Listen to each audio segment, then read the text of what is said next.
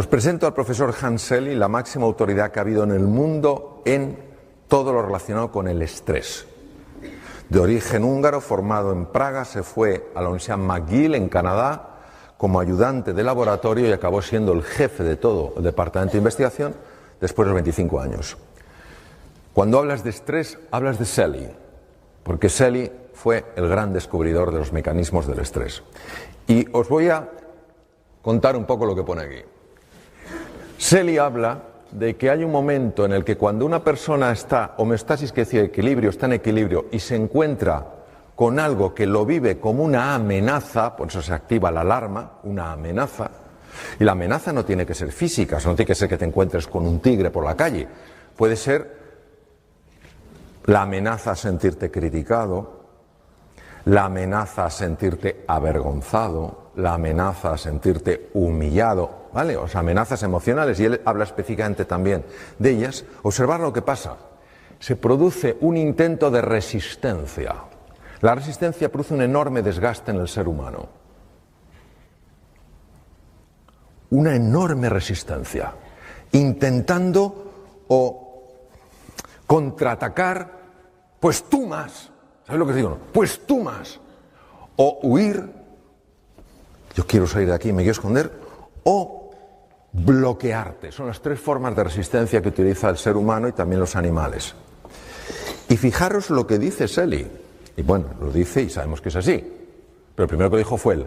Cuando estás mucho tiempo en esta fase de resistencia, llegas a lo que se llama exhaustion stage, la fase de agotamiento, de breakdown, de hundimiento, y aquí es donde hay más posibilidades de que aparezca la enfermedad.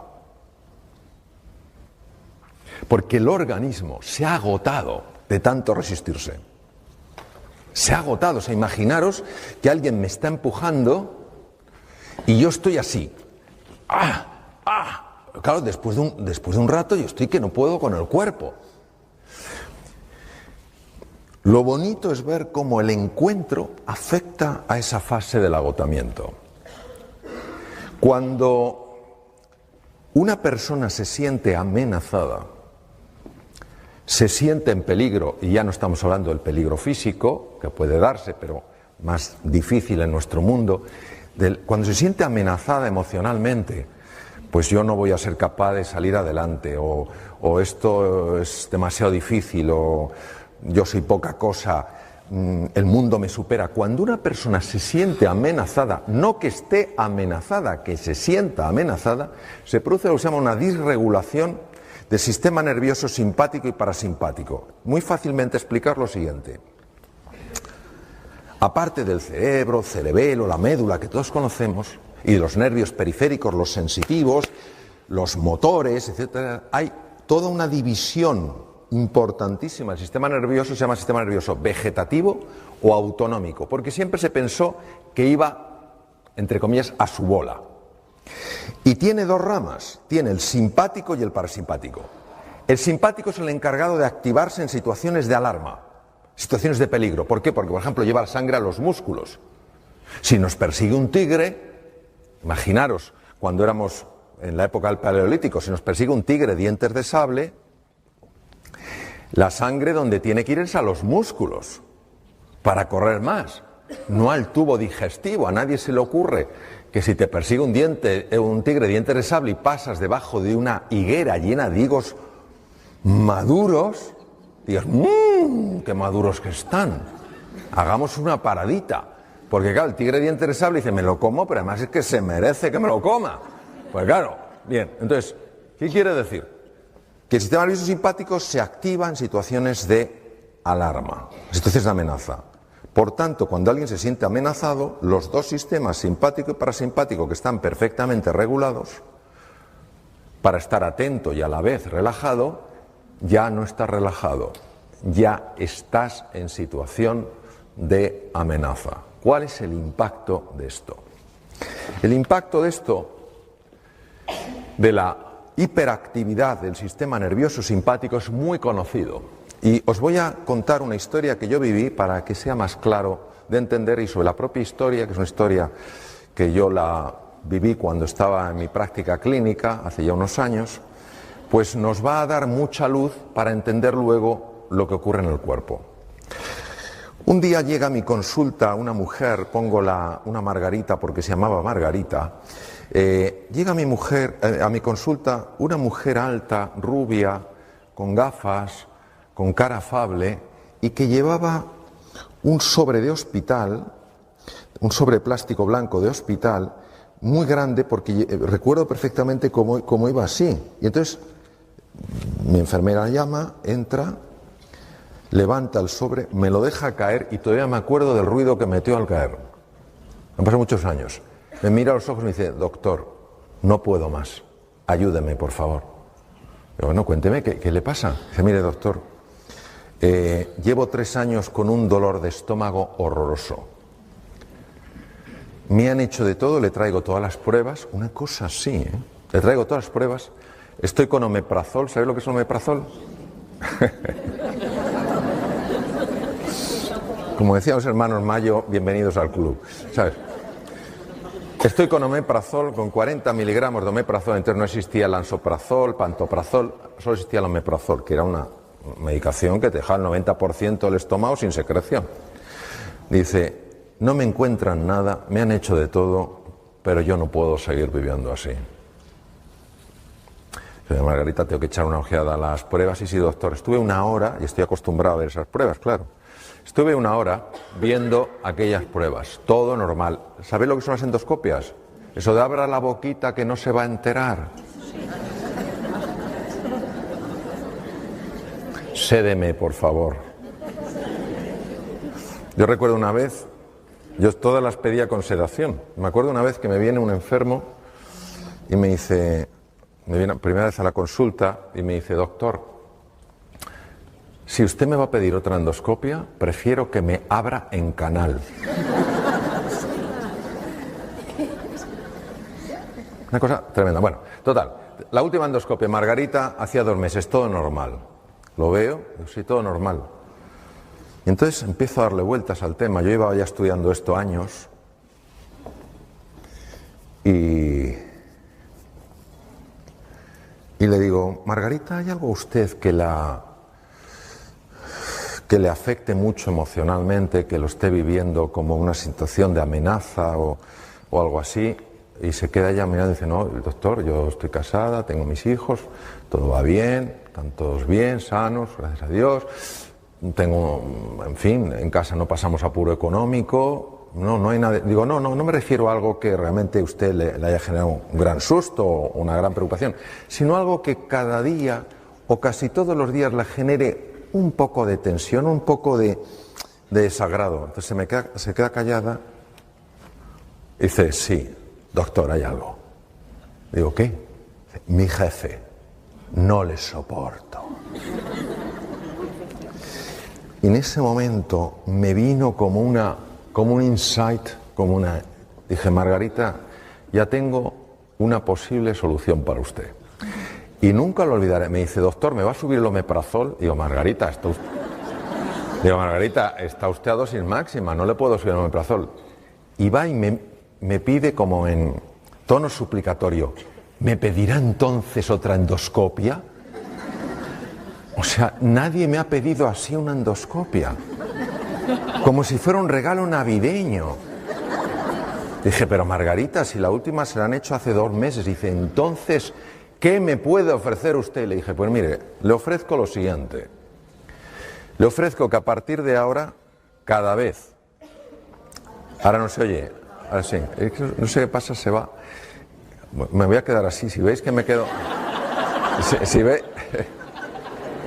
Si veis que me quedo así, no es que me haya pasado nada raro. Es que tengo miedo que no se me oiga. Bien. Voy a enganchar esto, por si acaso, para no tanto giro. Bien.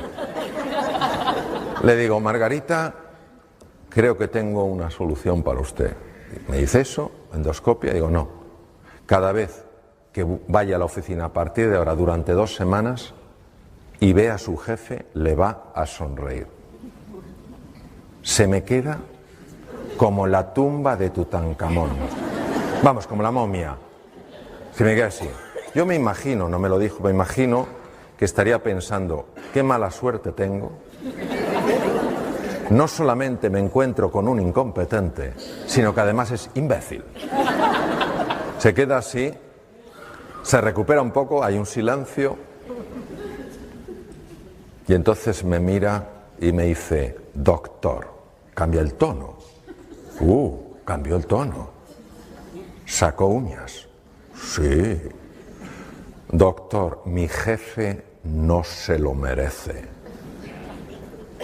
Y yo le dije, no es por él, es por usted. Y me dijo, no me va a salir. Y le dije, pues finja. Se me queda así como diciendo, prepárese que esto es como el frontón. Usted me da, yo soy una pared. Usted me da, es una pared. Y me dice, doctor, es que lo que usted me pide... Se puso como enfadada. Lo que me pide usted es tan raro. Y tal cual. Y dije, Margarita, es que no le puedo ofrecer otra cosa. Entonces ella se fue muy decepcionada.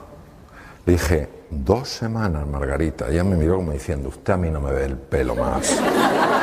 Total, se va. Yo doy por hecho, totalmente por hecho, que Margarita no va a volver. A las 2 semanas, yo de tanto quirófanos, consultas y tal, pasan 2 semanas, pasan 15 días, estoy sentado de nuevo en la consulta, en el mismo sitio.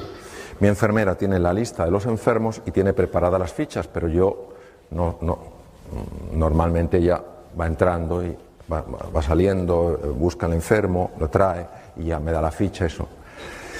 Empiezan a pasar enfermos y entonces sale y resulta que fuera estaba Margarita. Entra mi enfermera, maravillosa, se llama Pilar, y Margarita desde fuera, antes de entrar, me mira y me dice, hola doctor. No había entrado en la consulta yo. Hola Margarita, que me acordaba. Doctor, si no lo veo, no lo creo. Yo, entre Margarita. Aquí hay una historia que usted me va a contar. Se sienta y digo, cuénteme Margarita. Dice, doctor, lo primero que quiero decirle es que ya no me duele nada el estómago. Dice, pero le voy a contar todo el proceso, porque le va a interesar. Y yo, desde luego. Suelte, cuénteme. Dice, mire, yo salí de aquí, entonces para y dice, doctor, primero, segundo le voy a decir una cosa, es usted un médico bastante raro, ¿eh? Y le dije, sí, eso me han dicho. Dice, bueno, les cuento. Yo salí de aquí pensando que era una estupidez lo que me había dicho. Pero no sé por qué decidí probarlo. Total, me había dicho 2 semanas. Dije, lo voy a probar, voy a experimentar, a ver si lo que me ha dicho ese loco funciona. Digo, cuénteme. Dice, mire, el primer día, tuve que utilizar todos los músculos del cuerpo para esbozar una tenue sonrisa. Pero conforme fue pasando el tiempo, algo cambió. Me fue más fácil la sonrisa, pero han pasado una serie de cosas muy interesantes. Digo, cuénteme. Dice, la primera de ellas es que usted no sabe lo que mi jefe ha cambiado. Dice, es otro. No le reconocería. Otro. Mucho más amable, mucho más humano. Otra cosa, no sé qué le ha pasado. Algo en su casa se ha debido arreglar, no sé qué. Otro. Dice, lo segundo, como le digo, doctor, es que se me ha quitado por completo el dolor de estómago. Pero no me he quitado el omeprazol hasta que usted no me lo dijera. Me dice, pero sí, me he quitado el Almax. Ella no me había dicho que tomaba Almax. ¿Sabéis los que son sobrecitos del Almax? Bueno, el sobrecito Almax, ella se lo bebía como quien bebe un vaso de agua. Entonces en la oficina todo el mundo la veía tomándose el Almax. Dice, doctor, entonces como dejó de dolerme el estómago a los pocos días, y ni siquiera le había hecho el Almax, y el Almax lo toma todo el mundo, el omeprazol no me lo quité, pero el Almax sí. ¿Y sabe lo que ha pasado, doctor? Digo, ¿qué? Que mis compañeros se han dado cuenta y se han acercado a mí y me han preguntado, Margarita, ¿ya no tomas Almax? Y yo les he dicho, pues no. ¿Y eso? Pues que me he encontrado con un médico que me ha dicho dos cosas y se me ha quitado el dolor de estómago. Va, me mira y me dice, doctor, prepárese que le viene toda la oficina. Entonces, el tema es...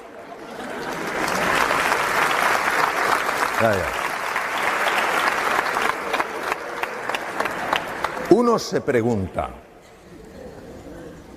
¿cómo es posible esto? Y ya tenemos una explicación. Tenemos una explicación de por qué el omeprazol no hacía nada y tenemos una explicación de por qué su jefe cambió. Y la explicación ya se conoce. Cuando una persona se siente amenazada, se activan unos núcleos en el cerebro que se llaman amígdalas. Siempre digo lo mismo, pero es que no quiero que haya confusión. Cuando hablo de amígdalas en el cerebro, no estas. Porque en una ocasión, con un grupo de pocas personas, no llevaba imágenes, no llevaba cerebros, que a veces llevo cerebro, empecé a hablar de las amígdalas y una persona empezó a ponerse súper pálida. Y yo digo, este se me cae redondo. Digo, ¿qué le está pasando? Digo, oye, ¿te encuentras bien? Y me dice, no. Digo, ¿pero qué te pasa? Y dice, que estoy entendiendo toda mi vida. Y ya no tiene remedio. Me las quitaron de pequeño. Vean, la confusión viene de que amígdala en griego es almendra y se parecen a estas, pero no son estas. Están en el cerebro.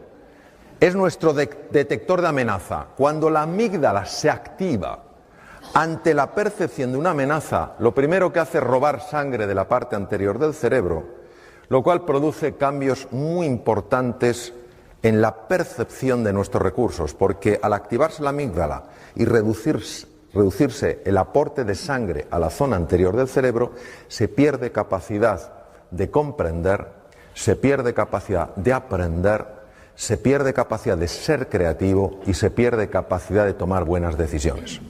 Por eso, cuando tú, Blas, antes hablabas del sentido positivo de la vida, incluso en la enfermedad, es muy importante, porque si tú la enfermedad solo la vives como una amenaza, no podrás encontrar recursos naturales que tienes que te pueden ayudar a tomar vías que favorezcan la curación, porque ni siquiera las verás. Por eso un niño, una niña en un colegio, en una escuela, un estudiante en una universidad, donde sea, una persona en una empresa, que se sientan amenazados, no que estén amenazados, que se sientan amenazados porque no hay una cultura de encuentro, de cordialidad, de afecto, y activen estos centros, no importa lo inteligentes que sean, no podrán comprender, no podrán aprender, no podrán ser creativos. No porque no lo tengan, sino porque cuando se activan las amígdalas, el riego de la zona anterior del cerebro se reduce. Y esto explica perfectamente por qué determinados jóvenes que no van bien en un contexto y no aprenden, cuando les cambias el contexto, les cambias la forma de enseñanza, aprenden y aprenden muy deprisa. Pero es que el efecto en el cuerpo es también muy marcado, y uno de los efectos es en el estómago. Cuando una persona se siente amenazada, y Margarita se sentía amenazada por su jefe, que no necesariamente la estaba amenazando, pero ella se sentía amenazada, el sistema nervioso simpático hace exactamente lo mismo que si te persiguiera un tigre. El tubo digestivo lo paraliza. ¿Entendéis? Porque no te vas a poner a comer si te persigue un tigre. ¿Qué pasa con un estómago que se paraliza? Un estómago que se paraliza es un estómago a través del cual la comida no puede fluir bien. La comida, cuando no fluye bien, se estanca. Cuando se estanca, se pudre. Cuando se pudre, fermenta. Cuando fermenta, produce gas. ¿Qué hace el gas? Hincha las paredes del estómago. No hay medicación, algunas que te reducen el gas, pero el omeprazol, por más que te baje el ácido, si el problema no es el ácido, el problema es la dilatación del estómago. En el momento en el que Margarita empezó a buscar el encuentro, al principio con una tenue sonrisa forzada, estaba mandando al cerebro un mensaje: tú no sonríes en presencia de la amenaza. ¿Os imagináis el tigre y que digas tú, ¡oh! ¡Qué oportunidad! ¡Oh! ¡Charlemos! No. Entonces, el simple hecho de el propio cuerpo disponerlo para el encuentro, y la sonrisa es así, es suficiente para que el sistema nervioso simpático se desconecte y se active el parasimpático. ¿Por qué se le quitó el dolor a Margarita? Porque el estómago empezó a funcionar. Ella no tenía ningún problema de estómago, por eso en las endoscopias no se veía nada, no había nada. Porque la dilatación no se ve en la endoscopia. Bien. Cuando al profesor Hanseli, del que os he hablado, le entrevistaron porque se hizo muy famoso,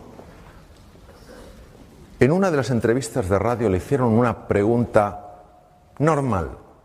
Su respuesta fue singular. Estamos hablando de un fisiólogo puro que se pasó 25 años en laboratorios. No estamos hablando de un místico, no estamos hablando de alguien, de un filósofo, no estamos hablando de un gran humanista, hablamos de un biólogo puro. Le preguntaron, profesor Celi, ¿qué es lo que podemos hacer en una sociedad tan distresada? El distrés es el estrés negativo, como el de Margarita, el que daña. ¿Qué podemos hacer en una sociedad tan distresada para bajarlo? Contestación de Hanseli: ganarse el amor de su vecino. ¿Cómo es posible que este hombre fuera capaz de intuir cosas que se han descubierto muchos años después? Parte de la genialidad de él. Hoy en día sabemos que cuando una persona se encuentra con otra, con estos lazos de afecto, de cordialidad, de voluntad, de cooperación, automáticamente el cerebro produce una sustancia llamada beta-endorfina. Es un analgésico natural potentísimo. Capaz. Es como si tuviera algo y dijera, vuelve al centro, que te estás yendo. Capaz de reducir el dolor físico. Se sabe que es real, se sabe que es beta-endorfina real, no es algo imaginario, porque se bloquea con naloxona. Es decir, verdaderamente está bloqueando una molécula. Es decir, el ser humano en el encuentro experimenta menos dolor. Imaginaos el impacto que tiene esto en medicina. Tiene un impacto tremendo. Yo trabajo en un tema con niños con patologías malignas y esto es una cosa que estamos trabajando muchísimo. Hasta qué punto el encuentro, el sentirte apoyado, etcétera, verdaderamente tiene un impacto en la reducción del dolor, ¿no? Bien, pero lo siguiente que tampoco sabía el doctor Celi, pero lo intuyó, fue que cuando dos seres humanos tienen esa voluntad de encontrarse, esa voluntad de cooperar, esa voluntad de colaborar, se libera en sangre una hormona llamada oxitocina. Las damas que estáis aquí diréis, esta hormona es mía.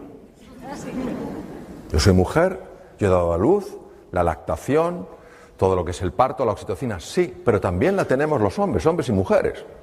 La oxitocina es la hormona que se llama la hormona del amor, porque cuando tú te conectas con un ser humano, amistad, amor romántico, amor filial, lo que quieras, agape, amor como elección, la oxitocina protege naturalmente contra la enfermedad. Es un protector, por ejemplo, un protector del corazón y baja las cifras del LDL, del Low Density Lipoprotein, el colesterol, digamos, que se llama colesterol malo.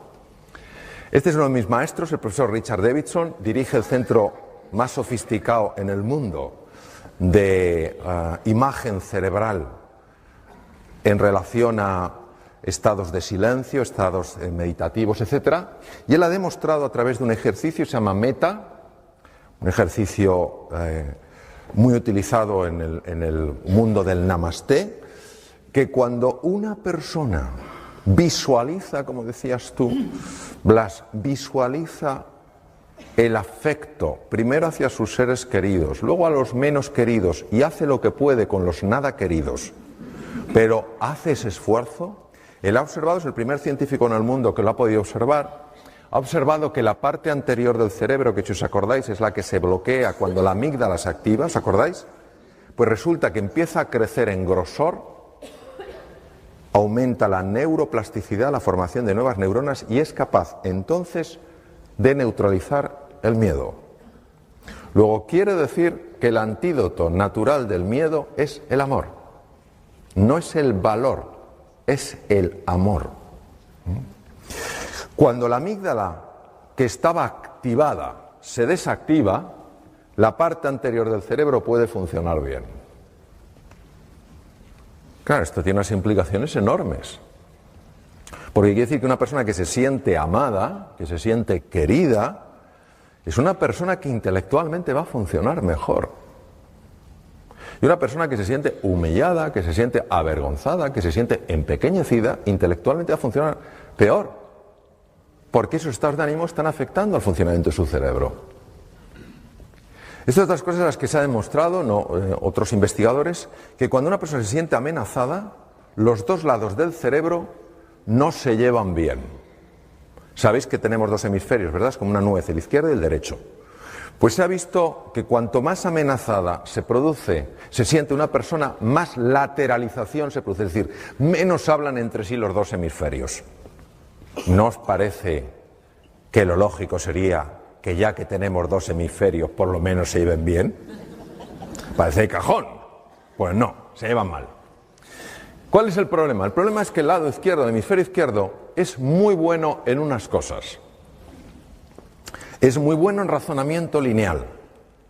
Esto me lleva a esto, esto me lleva a esto, esto a esto. Es muy bueno organizando, es muy bueno estructurando, es muy práctico, muy organizado, muy fiable en eso. Pero el hemisferio derecho es mucho más imaginativo. El hemisferio derecho además es el que tiene más conexión con el cuerpo físico. El hemisferio derecho es la puerta al inconsciente. Claro, nosotros necesitamos a los dos. Necesitamos al soñador y al hacedor. Necesitamos al imaginativo y al práctico. Necesitamos a los dos. Cuando una persona se siente amenazada, los dos hemisferios se desenganchan. Curioso.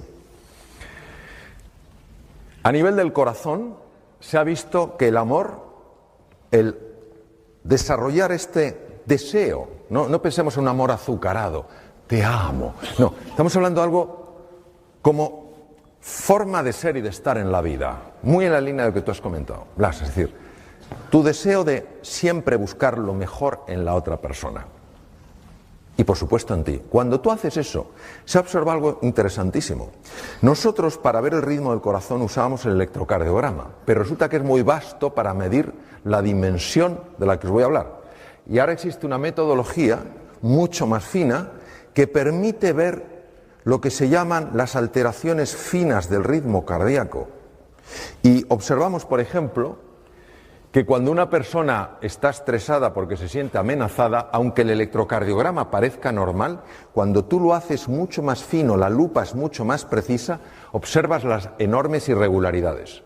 Pero cuando la persona activa el otro sistema, el parasimpático, que es el que se activa en el encuentro, fijaros qué ritmo más curioso toma el corazón. Esto se ha asociado con mayor longitud de vida. Se llama coherencia cardíaca. La coherencia cardíaca hace que el corazón funcione mejor y el corazón tiene su propio cerebro, Emite un campo electromagnético hasta 3 metros de distancia, se ha medido. Está alterando todas las células del cuerpo. Que el corazón funcione así está afectando a todas las células.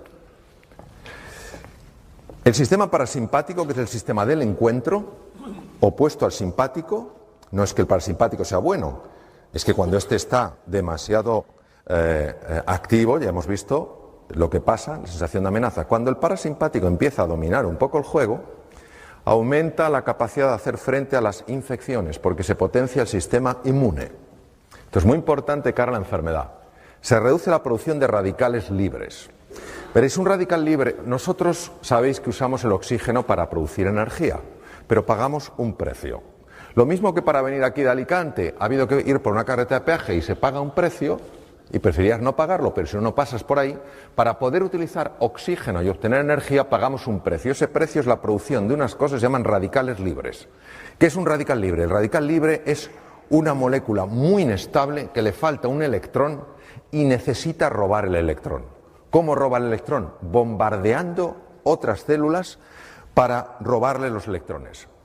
Esto genera muerte celular, daño en pared celular, en membrana celular, envejecimiento temprano y mutaciones.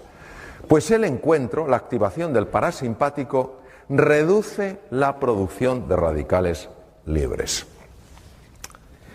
Lo que veis ahí en las puntitas de los cromosomas se llaman los telómeros, y uno de los descubrimientos más importantes que se han hecho jamás en genética. El telómero se descubrió con microscopía electrónica. En los extremos de los cromosomas, lo que veis en color rojo, no se sabía muy bien lo que hacía. Los cromosomas son como unos estuches donde está el ácido, el DNA, el ácido desoxirribonucleico enrollado, el material genético. Cada vez que una célula se divide, tiene que duplicar los cromosomas para que a cada célula hija vaya el mismo número de cromosomas. En ese proceso el telómero se adelgaza. Si el telómero se adelgaza más allá de un cierto nivel, la célula ya no se puede reproducir. Si no se puede reproducir, una vez que esa célula llegue a su tiempo de vida, se muere. Es decir, la base del envejecimiento y la destrucción de los tejidos. Sorprendentemente, observaron que algo misterioso reparaba los telómeros y no sabían lo que era. Hasta que una investigadora australiana y un equipo de investigadores norteamericanos, llamada la telomerasa, 2009 es el año en el que ella ganó el Premio Nobel de Medicina y Fisiología por el descubrimiento de la telomerasa. Elizabeth Blackburn estudió a madres que tenían niños con patologías cerebrales que exigían una atención constante.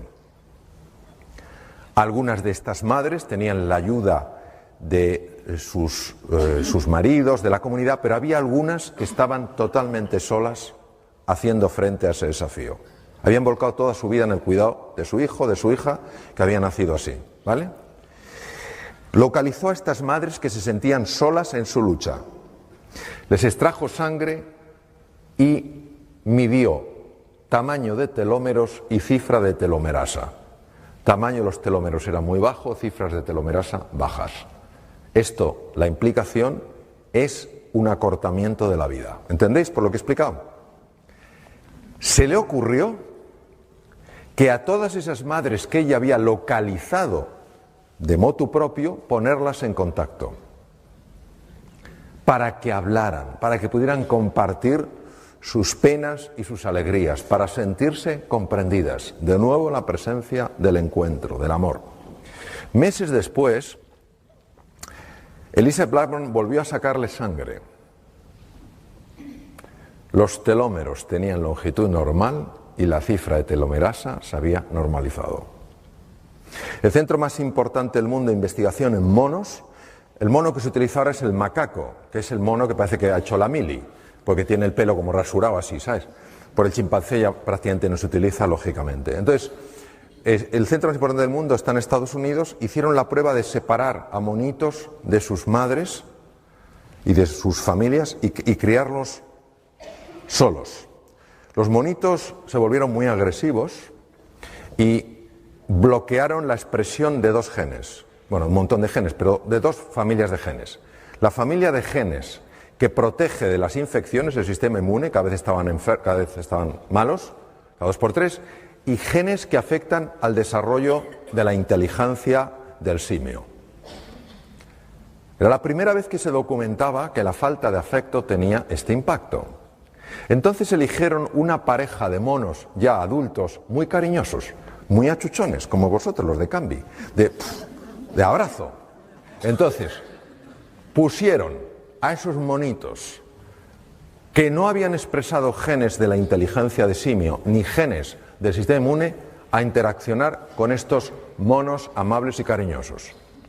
Meses después, estos monos habían transformado su conducta, mucho más sociables, los pequeños, más sociables, pero es que además les sacaron sangre y vieron que ahora sí expresaban los genes de protección del sistema inmune y los genes de desarrollo intelectual en el macaco, que hace que resuelvan cosas que si no, no pueden. Impresionante.